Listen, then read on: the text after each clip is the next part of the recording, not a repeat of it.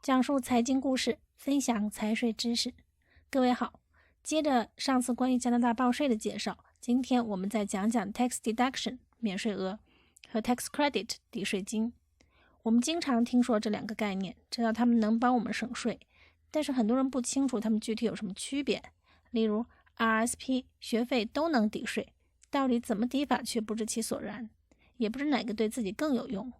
那么今天我们就说说它们的区别，让大家在5分钟之内豁然开朗。Tax deduction 免税额和 tax credit 抵税金最简单的区别方法，它们一个做减法，一个做乘法。这一点从名字上就可以看出来。Tax deduction 这个词就是减法的意思。上集视频我们提到了净收入的计算，就是总收入减掉 tax deduction 的科目得出的，主要包括 RSP、RPP、工会职业会费、托儿费、搬家费、利息支付、自雇费用等。大家最熟悉的应该是 RSP， 对高收入人士有很大的减税效果，对收入低的人则作用偏小。例如，如果边际税率是 40%， 购买1万的 RSP 可以当年省税1万乘以 40%， 等于4000。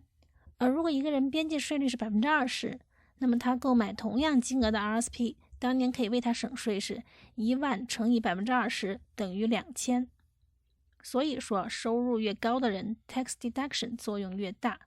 如果收入较低，则购买 RSP 的作用不大，甚至还可能有副作用。有什么副作用呢？这个需要捋清其中很多因素，我会在以后的视频中逐步涉及到，所以如果你想和我一起探索其中的奥妙，欢迎订阅本频道。好，下面我们讲 tax credit 抵税金。抵税金是可以直接抵免应缴税款的，其计算方式是 amount， 也就是金额乘以联邦基准税率 15%， 就得到实际可抵税金额。所以 tax credit 就与个人的边际税率没有直接关系了。tax credit 抵税金又分为联邦和省的抵税金，分别在计算联邦和省的税时候使用。例如，联邦 tax credit 通常有以下科目：个人基本免税额、配偶金额、年龄金额、学费、学生贷款利息、医药费、首次买房金额等。例如，首次买房 home buyers amount 是5000，曾经就有人问过我，是不是可以直接退5000元呢？答案当然是否定的，不可以退，只可以抵，而且抵税的金额是5000乘以 15% 的系数等于750，也就是说，当年有750以上的应缴税款，那么这个 credit 就能发挥全部作用，抵扣税款了。利用同样的原理，如果 NOA 显示的学费，举个例子哈 ，federal amount 联邦金额为1万，那么就相当于可以抵扣1万乘以 15% 等于1500的税款。上面说的 tax credit 是 non-refundable， 不能退的。这是什么意思呢？